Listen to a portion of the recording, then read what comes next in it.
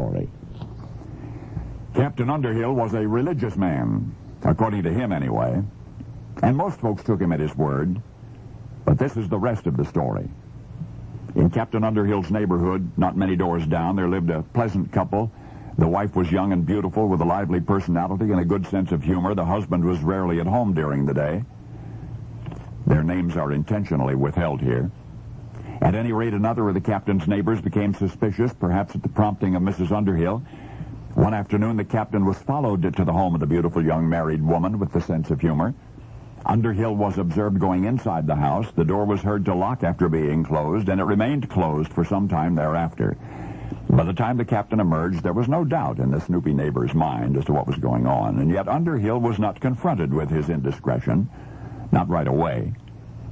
That same secret observer continued to observe the captain. A predictable pattern was established. He, Underhill, returned to the young woman's house each day at the same time, departed each day just before the woman's husband came home. Finally, the captain was informed that which he thought he'd been hiding from the neighbors had in fact become a source of entertainment for them. But guess how Captain Underhill explained himself?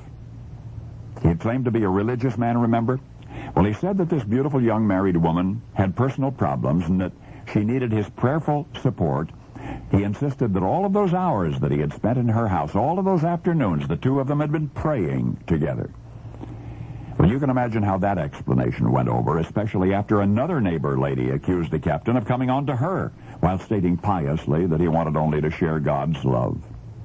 Later, Underhill confessed, and he really did seem sorry for what he'd been doing. Instead, he might have used the excuse that he simply lived in a naughty neighborhood. And it was indeed a naughty neighborhood, a Melrose place, and then some. Rampant adultery and otherwise sexual misbehavior among people of practically all ages. A lot of bigamy. Men with more than one wife. Women with more than one husband. Extramarital group sex also.